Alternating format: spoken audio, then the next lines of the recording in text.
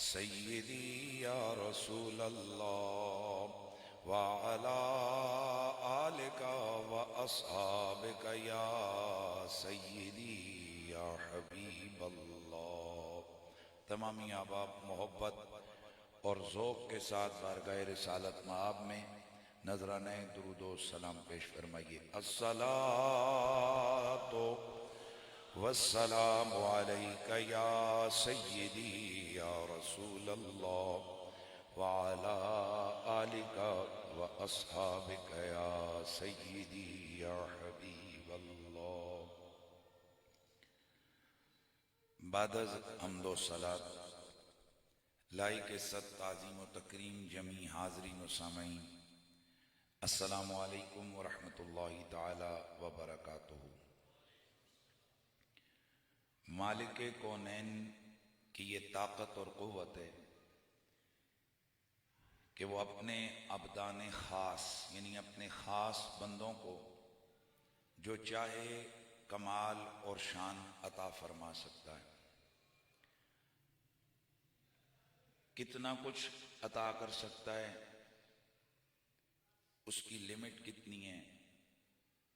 जाहिर है अल्लाह के जो भी कमाल हैं उसके ज़ाती हैं और मखलूक को वो जो जितना भी देगा वो मखलूक के लिए अता ही होगा।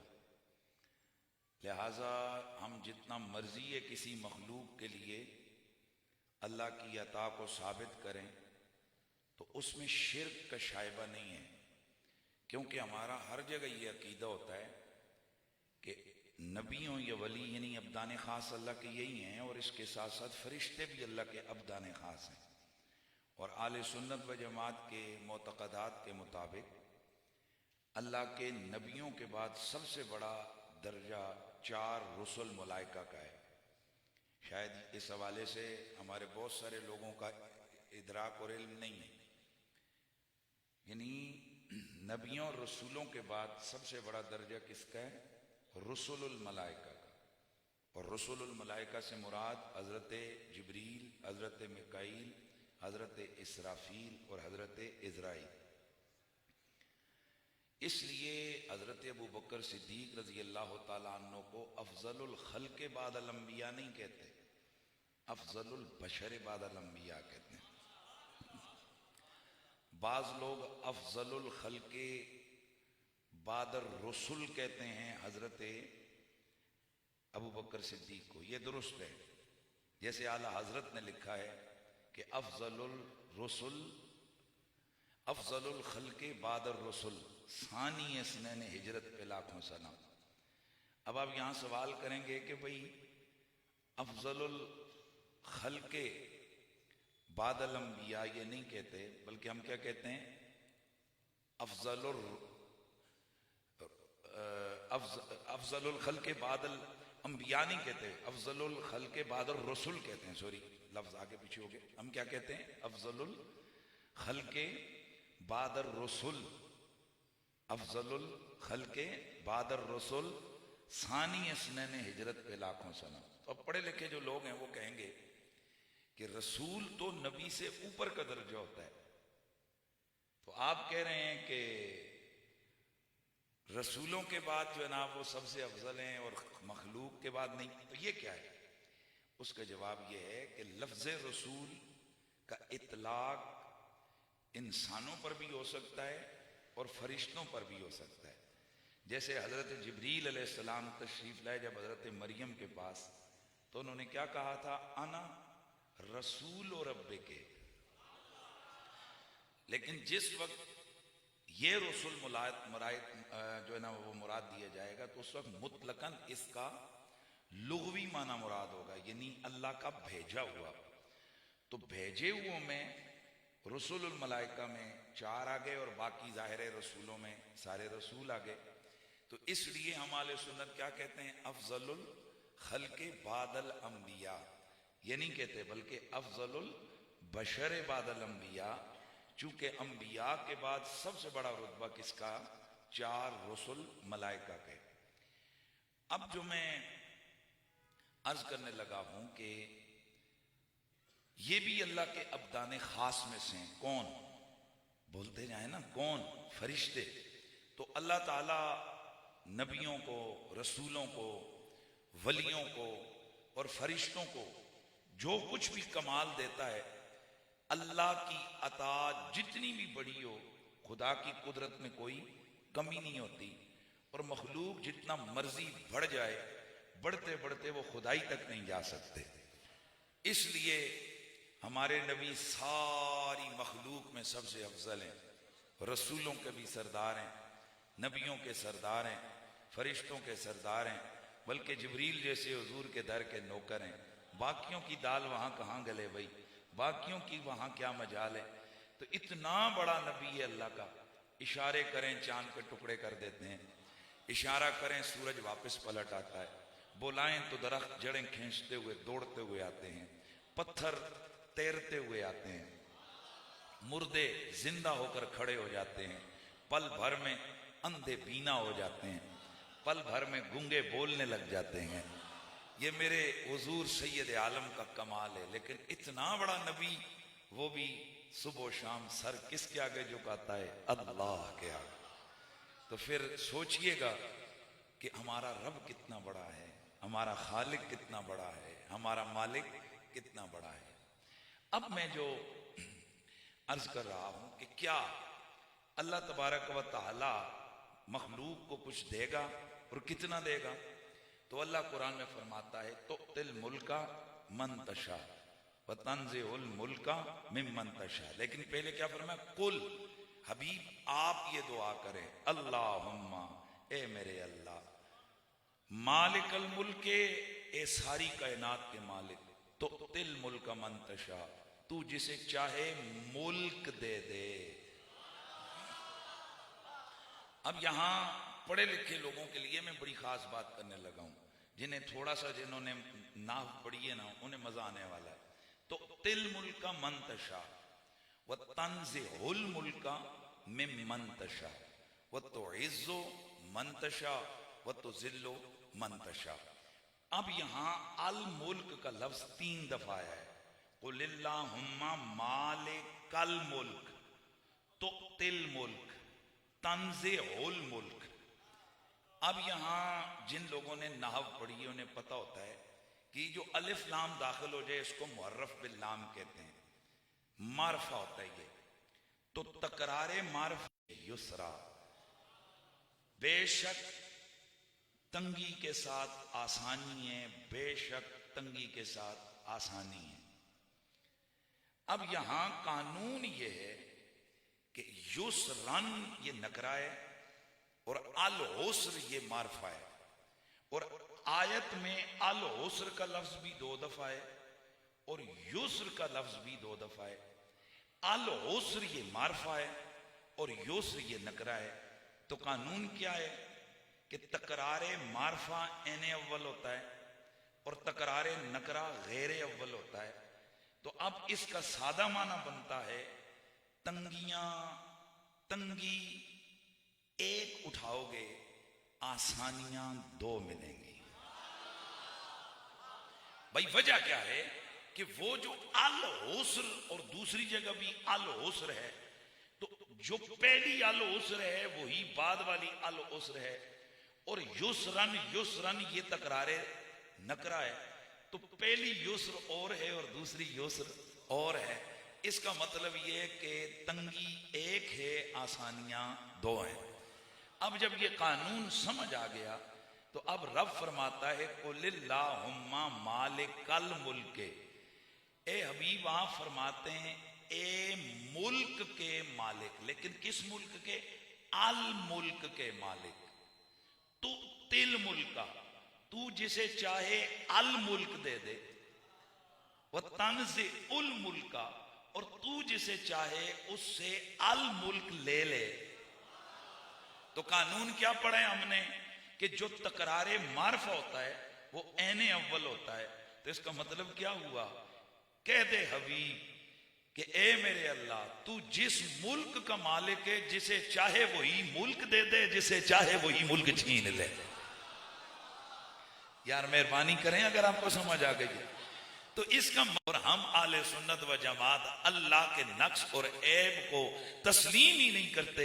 हम कहते हैं जो उसने कुरान में कहा है तो ऐसा होता है, वो जिसे चाहे अपने मुल्क का मालिक बनाता है। अच्छा अच्छा अच्छा अच्छा अच्छा अच्छा अच्छा अच्छा, अब तवज्जो फरमाइए।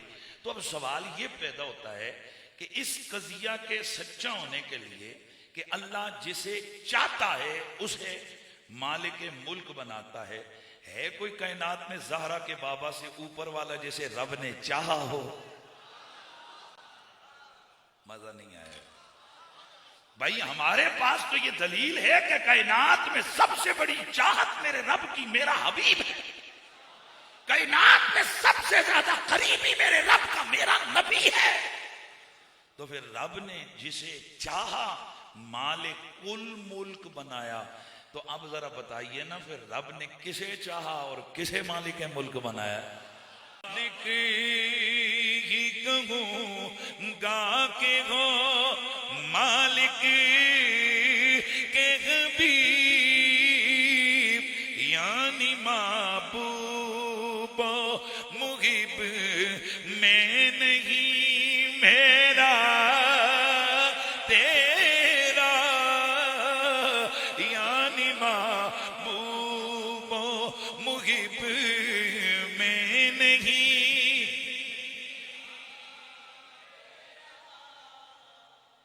अब यहां से एक कानून तो पता लग गया कि रब अपने बंदों में से जिसे चाहे जो दे दे, तो देगा किसको? जिसे वो चाहेगा। नहीं आप समझ आए? देगा किसे? जिसे वो चाहे। आई तकरीर करे और यहां गौस पाक के नाम पर इतना हल्का सा सुभान अल्लाह की आवाज है। अल्हम्दुलिल्लाह, अल्लाह का शुक्र है कि मालिक ने हमें निस्बत कादरी अता फरमाई।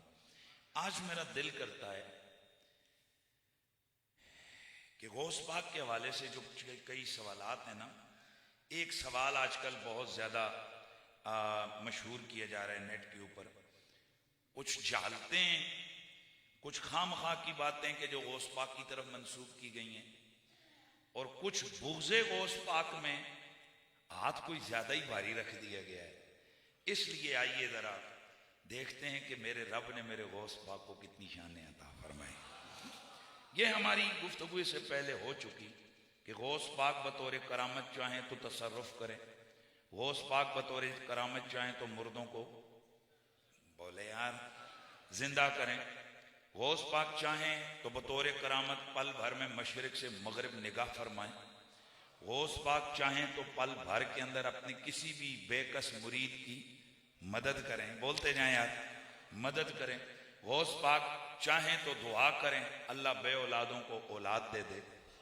गौस पाक चाहें दुआ करें, अल्लाह अंधों को बीना करे। गौस पाक चाहें तो उनकी ये करामत है कि एक चील उड़ती हुई जाए और आपकी महफिल डिस्टर्ब हो, निगाह उठे और वो मर के नीचे गिर पड़े, और जब दोबारा हाथ फेरें तो वो जिंदा होकर उड़ती चली जाए। ये बतौर करामत हुजूर गौसे पाक से ये सब कुछ न सिर्फ ये कि मुमकिन है बल्कि ऐसा हुआ। ये सारी चीजें गौसे पाक की जिंदगी में वाज़े दलाइल के साथ, रिवायात कसीरा के साथ साबित है। आज एक आम चीज जो आमतौर पर मशहूर है और उस पर तनकीदें की जाती हैं और असल में वो गड़बड़ की जाती है, हवाला गलत अंदाज से पेश किया जाता है।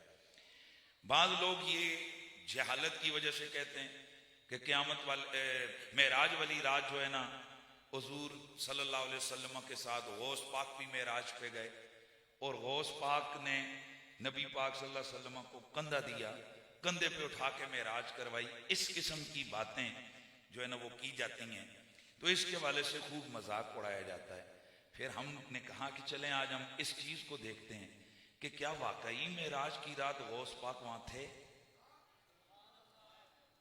अगर नहीं तो फिर कहा क्यों जाते गए, और अगर कहो कि रूए अब्दुल कादिर जीलानी, रूए अब्दुल कादिर जीलानी,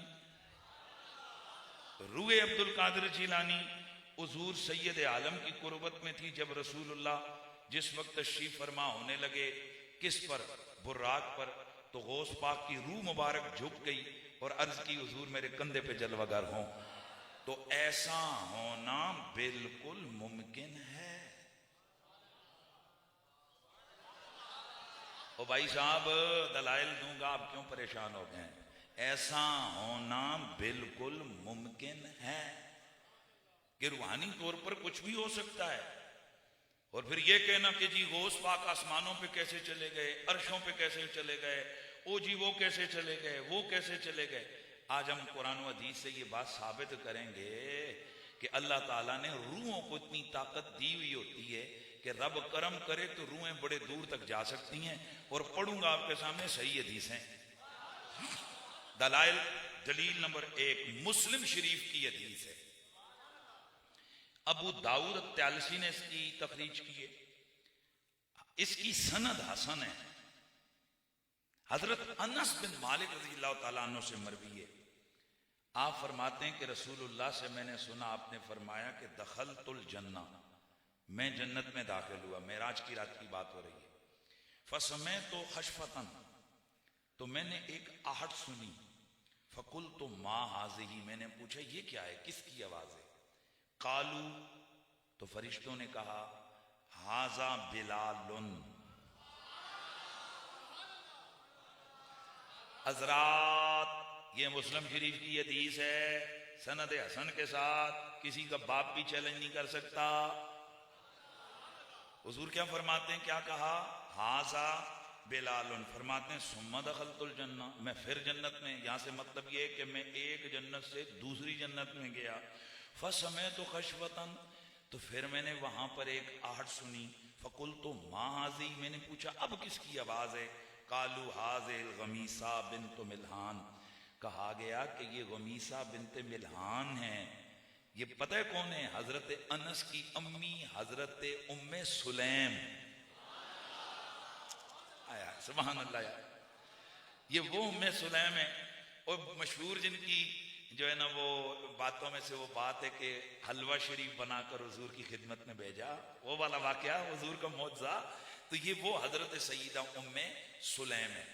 अब गौर करें, उम्मे सुलैम जिंदा हैं, नीचे नीचे हुजूर उन्हें नीचे छोड़ के गए।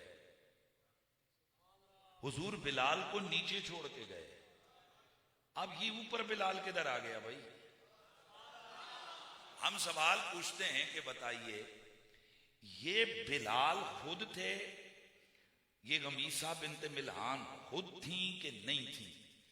अगर कहो कि नहीं थी तो हदीस तो कहती है थी। अगर कहो कि बिलाल नहीं थे तो हदीस तो कहती है थे। अब बिलाल तो जमीनों पे थे, ये जन्नत में कैसे गए? और फिर ये जो आहट आनी है ना, ये आहट कैसे आएगी? आहट कैसे आएगी? कोई चलेगा तो आहट आएगी, कोई पांव रखेगा तो आहट आएगी। वैसे रूह अगर जन्नत में चली जाए, भाई रूह कहा जा सकता है कि रूह बिलाल जन्नत में गई? यार चलो, अगर रूह बिलाल जन्नत में गई तो उतनी देर जितनी देर बिलाल की रूह जन्नत में थी, इनके जिस्म में थी कि नहीं थी? यार मेहरबानी करें, मेरी दलील है, मैं इल्मी हवाले से बात कर रहा हूं। उतनी देर रूह बिलाल उनके जिस्म में थी या नहीं थी? अगर कहो कि नहीं थी तो इसका मतलब है इतनी देर बिलाल मर गए, विसाल कर गए, और ये तो साबित नहीं है, ये खिलाफ वाक़या है। तो यकीनन बिलाल जिंदा थे। और अगर रूह उधर थी तो फिर इसका मतलब है रूह इधर भी थी, रूह उधर भी थी। अब दो में से एक मानो, या कहो कि बिलाल जिस्म के साथ वहां गए थे, या मानो कि बिलाल रूह के साथ गए थे। अगर कहो कि बिलाल जिस्म के साथ गए थे तो दो जगह पर बिलाल का मौजूद होना साबित हुआ। अगर गुलाम दो जगह पर मौजूद और हाजिर हो सकता है तो आका कई जगह पर हाजिर नहीं हो सकता। और अगर कहो कि नहीं, रूह बिलाल इधर भी थी और उधर भी थी, यानी रूहानी तौर पर वो थे, तो अगर मुझे बताओ गुलाम रूहानी तौर पर हाजिर हो सकता है तो आका रूहानी तौर पर हाजिर नहीं हो सकते? अच्छा, अब पता चला कि ये जो जन्नत है ये आसमानों से ऊपर है। ये सिदरतुल मुंतहा से भी, बोलते जाओ यार, सिदरतुल मुंतहा से भी ऊपर है। इसी तरह एक और हदीस तबरानी में कंजुल उमाम में, ये पहली कंजुल उमाल में, ये जो पहली रिवायत है ये अनस बिन मालिक से मरवी है। अब दूसरी रिवायत हजरत अबू उमामा बाहली रज़ियल्लाहु ताला अन्हु से मरवी है। वो भी फरमाते हैं हुजूर ने फरमाया दखलतुल जन्नह फसमअतु फी जानिबिहा वजसा, कि मैंने जन्नत में दाखिल हुआ, जन्नत के कोने से मुझे आवाज आहट आई, तो मैंने पूछा या जिब्रील मा हाजा, ए जिब्रील ये क्या है? काला हाजा बिलालुल मुअज्जिन, तो मुझे कहा गया ये बिलाल मुअज्जिन है। अब यहां कई, बल्कि एक हदीस और बयान कर दूं फिर आगे इस पे दोबारा बात करता हूं। इमाम अहमद बिन हंबल अपनी मुस्नद के अंदर, इमाम मुस्लिम अपनी सही के अंदर ये हदीस लेकर आए हैं। निसाई के अंदर हजरत अनस फरमाते हैं हुजूर ने फरमाया दखलतुल जन्नह फसमअतु खशफतम बैन यदैया। अब यहां लफ्ज चेंज हो गए कि मैंने जन्नत में अपने आगे आगे आहट सुनी, तो मैंने पूछा ये कौन सी आवाज है?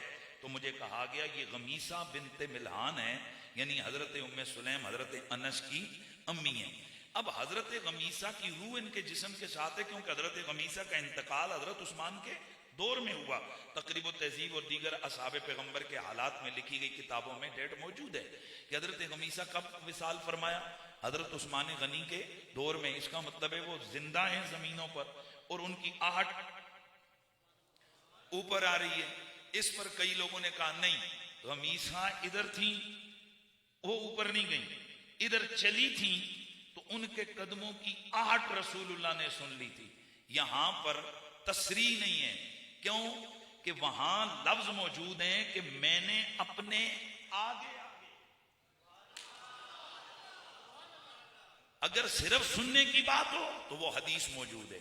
मेरे नबी ने फरमाया समय तो नहमत नुऐम इब्न अब्दुल्लाह फिल जन्नह, ओए मैं जन्नत में गया तो मेरे नुऐम के खांसने की आवाज मुझे जन्नत में सुनाई दी। चलो यार, अगर ये भी कहते हो तो हम इसके ऊपर भी कोई बात कर लेते हैं। अगर नुऐम बिन अब्दुल्ला जन्नत की, नुऐम बिन अब्दुल्ला जमीन पे खांस रहे हैं, हुजूर उनकी आवाज को जन्नत में सुन रहे हैं, तो फिर समाते मुस्तफा साबित हो गई है कि हुजूर जमीनों की आवाज जन्नत में सुन सकते हैं, तो हमारे दरूद व सलाम की आवाज को मदीने में नहीं सुन सकते हैं। भाई अगर ये साबित हो, अगर ये मानो तो फिर समाते रसूल का कमाल मानो।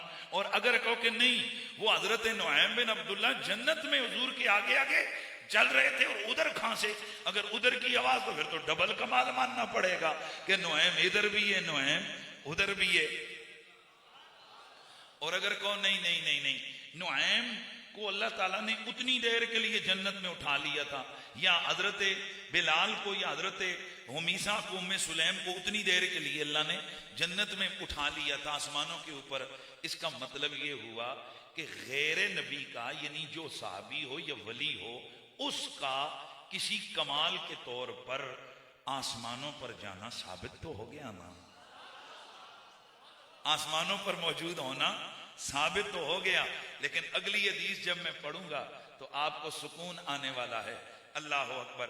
एक और रिवायत में है, नबी पाक ने फरमाया जो शख्स सही तरह से, मफहूम रिवायत अर्ज कर रहा हूं, सही तरह से वुजू करके नमाज पढ़ता है, उसकी रूह अर्श तक बुलंद हो जाती है। और मैं सदके जाऊं, और ठीक नमाज पढ़ने वाले नमाजियों, चंगा वुजू करने वाले नमाजियों, चंगा वुजू करने वाले नमाजियों की रूह की परवाज तो अर्श तक हो सकती है, अब्दुल कादिर जिलानी की परवाज नहीं हो सकती है।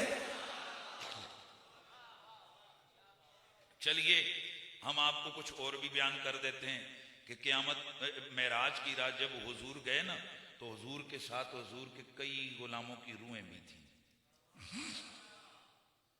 हदीस सुनिए, इमाम इब्ने जरीर, इमाम इब्ने अबी हातिम, इमाम अबू याला, इमाम इब्ने मुर्दवे, इमाम बैहकी, इमाम इब्ने असाकिर, कितने हो गए जी?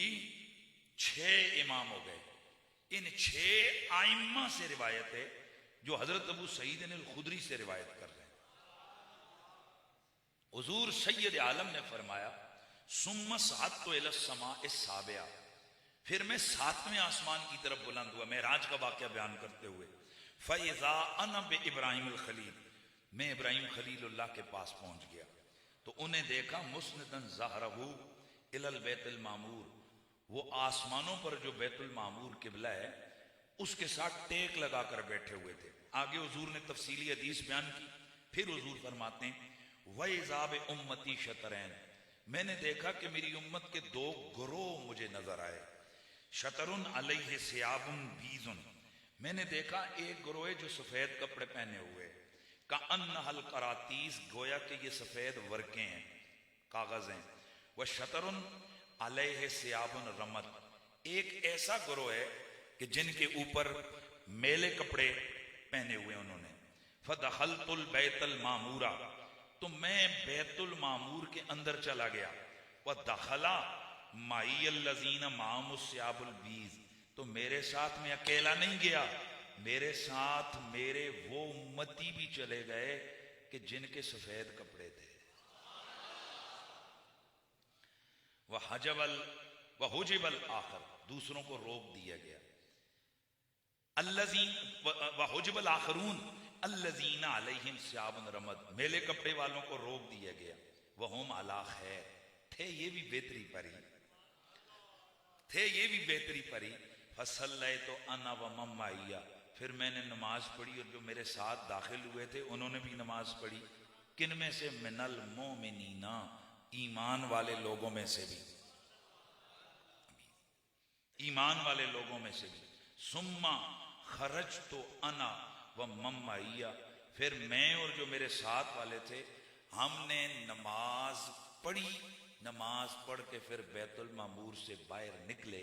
तो मैं पूछना चाहता हूँ, हदीस तो बता रही है कि हुजूर अकेले नहीं थे, हुजूर के साथ उम्मत के कुछ और भी थे। तो ये क्या वो फिजिकली जिस्म के साथ थे? नहीं, ये अरवाह के साथ थे। तो फिर बताइए कि क्या उन सफेद कपड़े वालों में अब्दुल कादिर जिलानी नहीं होगा साहब? और अगर कहें कि नहीं तो ना होने की दलील आप देंगे, क्योंकि आप पर साबित है कि भाई उन सफेद लिबास वालों में अब्दुल कादिर जिलानी नहीं है।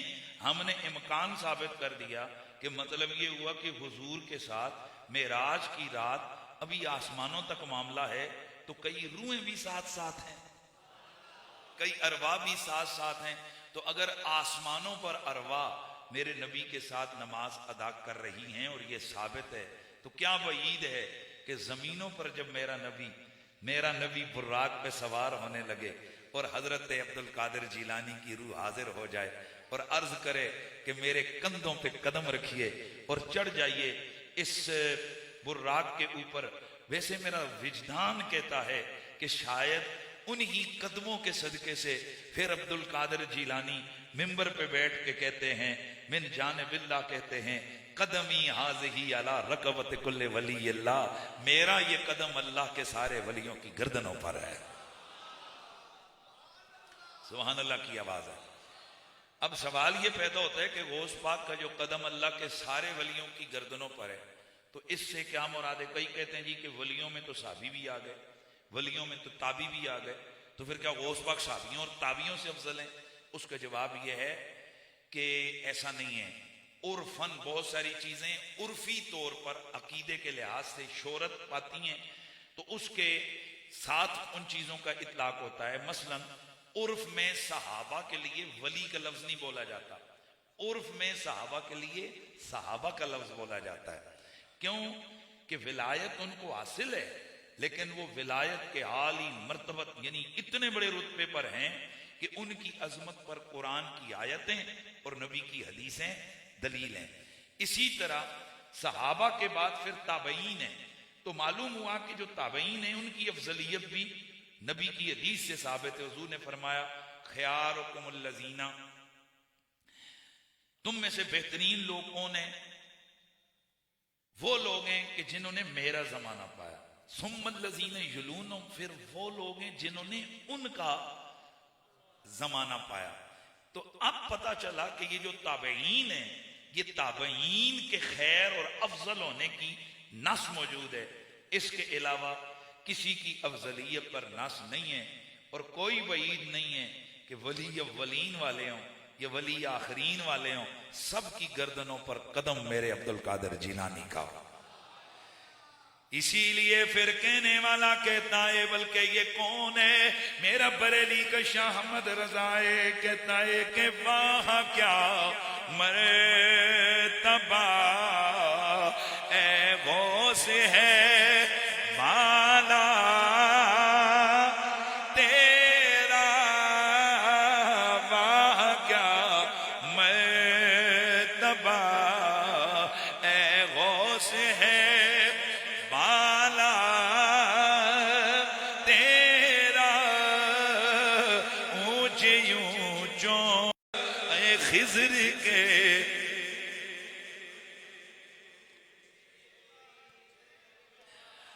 खिज़र के होश से पूछे कोई रुतबा, औलिया मलते हैं आँखें वो है तलवार तेरा, औलिया मलते गौसे पाक के वो उरूज, मेरे गौसे पाक का वो सर कितना ऊंचा है। यार कुर्बान जाए यार, आला हज़रत ने तशबीह क्या दी, कहते हैं सर भला कोई क्या जाने, गौस पाक आपका सर कहां है, उसकी अजमत क्या है। वली तो भी आपके तलवों तक पहुंचे हैं, औलिया मलते हैं आंखें वो है तलवा तेरा। नबियों में से जितना हुजूर को अल्लाह ताला ने कमालात अता फरमाए, जो जो शान बयान करो वो सच ही सच है। वलियों में अल्लाह ताला ने गौस पाक को वो शान अता फरमाई है, जो जो शान बयान करो झूठ नहीं है, सच ही है। और अब मैं अगला जुमला बोल रहा हूं, सिवाय मोजज़ाते खासा के जो जो मोजज़े अल्लाह ताला के हबीब सरवर कौनो मकान से सादिर हुए बतौर करामत, वही खर के आदात चीज़ें हज़रत गौस पाक से सादिर हुई। मैं अल्लाह का फजल है मुदर्रिस हूँ और थोड़ा थोड़ा मुनाजरा भी मुझे पता है और इल्मुल कलाम पे मेरी बड़ी गहरी नज़र है, इसलिए मैंने लफ्ज़ बोला है कि सिवाय मोजज़ात खासा के, यानी वो ख़ास मोजज़ात के जो रसूलुल्लाह का खासा हैं उनके सिवा, मसलन मेराज सिर्फ हुजूर को ही हुई है, कुरान सिर्फ हुजूर पे ही आया है, तवज्जो है ना। इस तरह बाज मोजज़ात ऐसे हैं कि जो सिर्फ हुजूर के साथ खास हैं, वो नबियों को भी नहीं मिले। तो जब किसी नबी से वो मोजज़ात बतौर मोजज़ा सादर नहीं हो सकते, तो वली से बतौर करामत कैसे सादर हो सकते। इसके अलावा जो जो मोजज़ात मेरे हुजूर से सादर हुए वो खर्के आदात गौसे पाक से सादर हुए। मसलन मेरे नबी पाक ने मुर्दे जिंदा किए, गौस पाक ने मुर्दे जिंदा किए, वो बतौर मोजज़ा था, ये बतौर करामत था। और मेरा जुमला समझना है आपने, हर नबी की उम्मत का जो वली होता है, उस नबी की उम्मत के वली की करामत उस नबी के मोजज़े का ज़ुहूर होता है।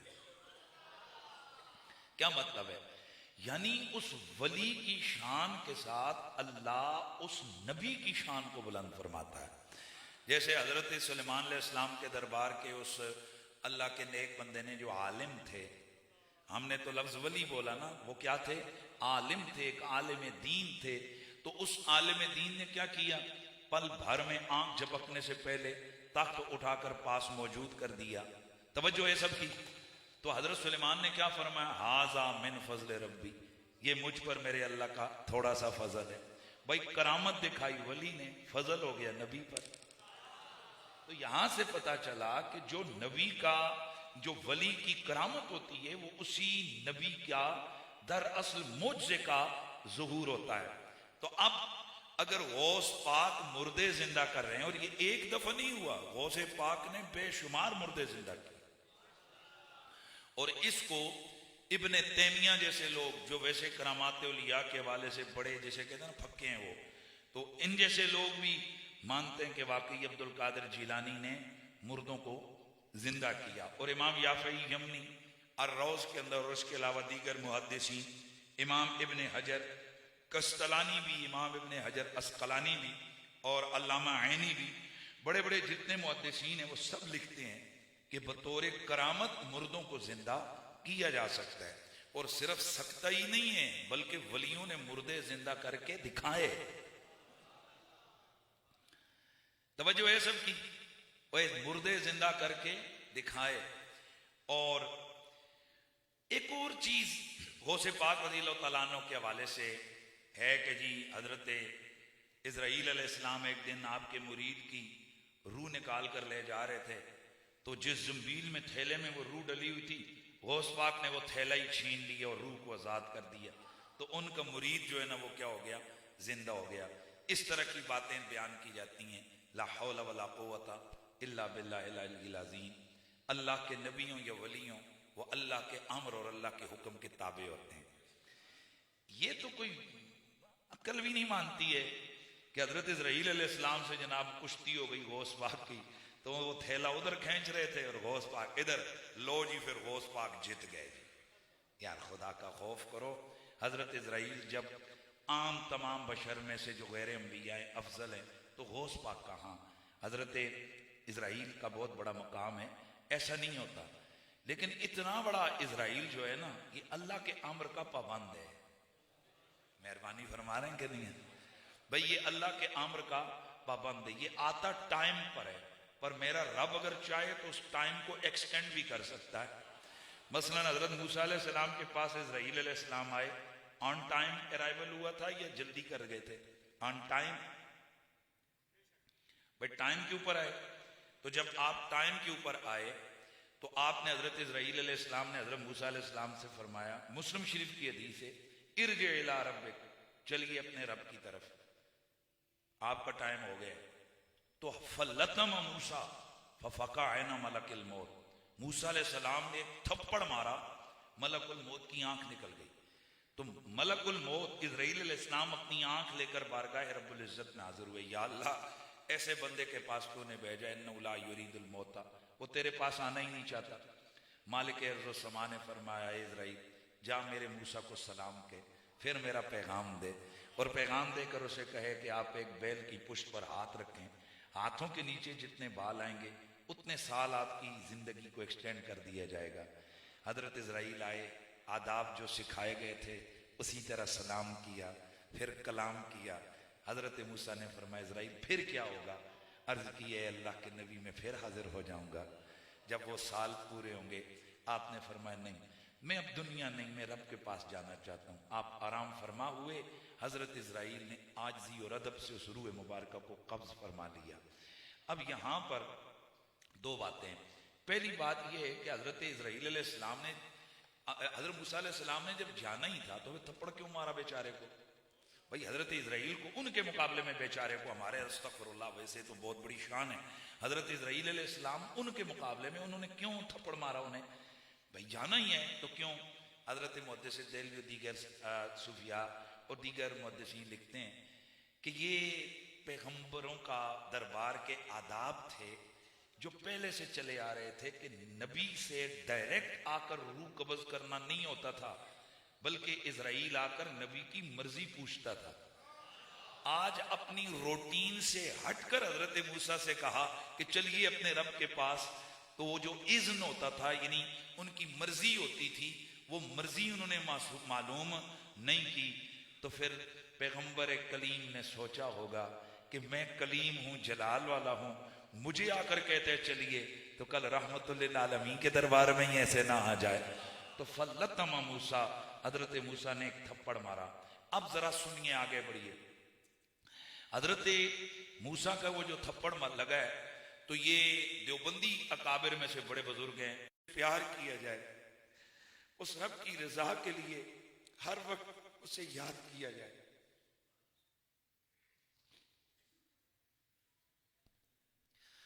तो असल मंजिल इश्क रसूल की है।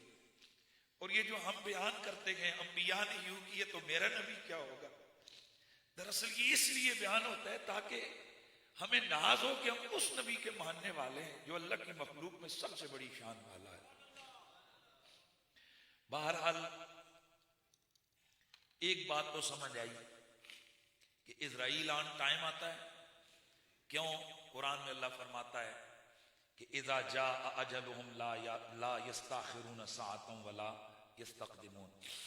जर्रा बराबर भी मौत में ना जल्दी होती है ना ताखीर होती है। तो बोलिए जरा सारे इजराइल भूल भी जाते हैं या ऑन टाइम आते हैं? भाई बोलिए ना, टाइम के ऊपर आते हैं ना, भूलते शूलते तो नहीं है ना?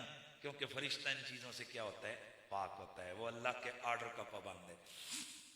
तो सवाल ये कि जब हजरत मूसा अलैहिस्सलाम से उन्होंने कहा था चलिए रब के पास, तो टाइम पूरा हो गया था कि जल्दी की थी? पूरा हो गया। तो जब थप्पड़ लगा, आसमानों पे गए, आंख ठीक करवाई, फिर वापस आए, फिर बातचीत की, तो कितना टाइम गुजरा? अब ये जो टाइम एक्सटेंड हुआ, इस टाइम के बारे में क्या कहेंगे? तो इसका जवाब यह है कि पैगंबर की ताकत है, जब उसकी मर्जी आए तो वो रब जो जिंदगी और मौत देने वाला है, वो चाहे तो टाइम को घटा दे और चाहे तो टाइम को बढ़ा दे। ये उस रब की ताकत है और अल्लाह अपने महबूबों के लिए ऐसा कर सकता है। इसी तरह हम कहते हैं जैसे पैगंबर मूसा की जुबान से निकलने की वजह से, उनके इस एक्ट की वजह से टाइम एक्सटेंड हो गया। मैं वैसे मेरे पास 20 रिवायतें हैं, मैं वो भी पेश कर सकता हूं, लेकिन समझाने के लिए, इसी तरह अगर अल्लाह के दीगर नबी और वली दुआ करें अल्लाह की बारगाह में, तो किसी मैयत का टाइम एक्सटेंड हो सकता है। सुभान अल्लाह की आवाज आ जाए, अरे भाई, अरे भाई, अरे भाई, वो जो मरता है वो टाइम पे मरता है कि वैसे ही मरता है? टाइम पे मरता है। तो अभी आप लोगों ने मुझसे सुन लिया, मैं पहले बयान कर चुका, इस पर आले सुन्नत का इजमा है कि वो वली उस मैयत को जिंदा कर सकता है। तो बताइए, वो रूह कब्ज हो चुकी होती है तब मुर्दा होता है ना। तो अब वो जो मैयत यानी वो चीज मर गई है, उसकी रूह निकल गई है, तो अब वली ने जब उसे जिंदा किया तो वो निकली हुई रूह वापस आई कि नहीं? और निकली हुई वापस आ सकती है तो जो पड़ी हुई है उसको देर नहीं हो सकती है? नहीं यार, नहीं, मुझे मजा नहीं आया आप लोगों का।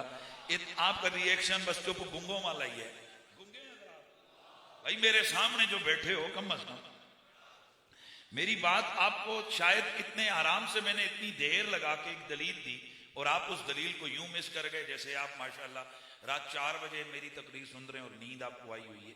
मैं फिर बात कर रहा हूं, ये बात सब तस्लीम करते हैं कि भाई नबी और वली अपनी करामत से, और नबी का मौजज़ा और वली की करामत होती है तो मुर्दे, बोलो यार, जिंदा हो जाते हैं।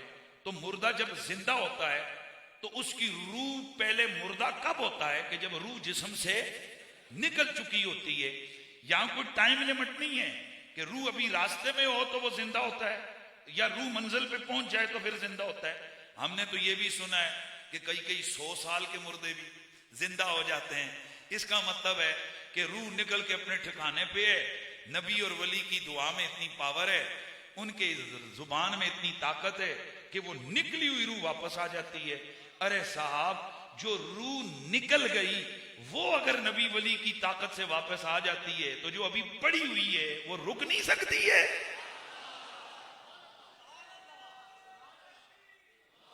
क्या वो नबी वली की दुआ से रुक नहीं सकती है? मुझे याद रहा, वक्त चूंकि करीब हो गया, बल्कि खत्म हो गया, मैं अपने नबी पाक के वो मौजज़े बयान करूंगा। मेरे नबी ने मौत का वक्त एक्सटेंड किया, और सिर्फ एक्सटेंड ही नहीं किया, मेरे नबी पाक सल्लल्लाहु अलैहि वसल्लम ने जुबान से कहा तो अगले बंदे का वक्त विसाल जल्दी हो गया, ताजील हो गई। ये मुझे याद रहा, इंशाअल्लाह मैं बल्कि अगला जुम्मा मैं बोलूंगा इख्तियारात मुस्तफ़ा पे, और इंशाअल्लाह वहां से मैंने आपको साबित करना है कि मेरे नबी की ताकत और पावर कितनी है। लेकिन आइए, मैंने क्या कहा, ये जंबील से खींच के रूह ले गए, वो उधर छेकरे आए, ये अंदाज गलत है। हाँ, अगर ये कहो कि गौस पाक दुआ करें तो जो रूह इजराइल निकाल के ले जा चुका है ना, वो वापस आ सकती है। हजरत गौस पाक को, ये किसी नबी को, ये वली को खींचातानी करने की और कुश्ती करने की और जंबील खींचने की जरूरत नहीं पेश आती। उनकी दुआ में इतनी ताकत है कि अल्लाह वादउला शरीक उन बंदों की निकली रूह को वापस लौटाता है। मैं जल्दी जल्दी एक हवाला पेश कर दूं, लवाक़िहुल अनवार के अंदर मौजूद है, और तबक़ातुल कुबरा इमाम शारानी की किताब है। इसके अंदर इमाम शारानी हजरत शेख मोहम्मद शर्बीनी, ये शेख मोहम्मद शर्बीनी इतने बड़े साहिब करामत बुजुर्ग थे, इनके बारे में अशरफ अली थानवी ने अपनी किताब जमालुल औलिया में, थानवी वाबियां दा पीर, उस किताब के अंदर उनकी करामत लिखी है कि ये जो हजरत थे, इनके कमरे में दरबार में एक डंडा होता था, डंडा सोटा, डंडा असा, तो ये उस डंडे को कहते चल भाई बंदा बन जा। तो थानवी साहब लिखते हैं कि वो डंडा फौरन बंदा बन जाता।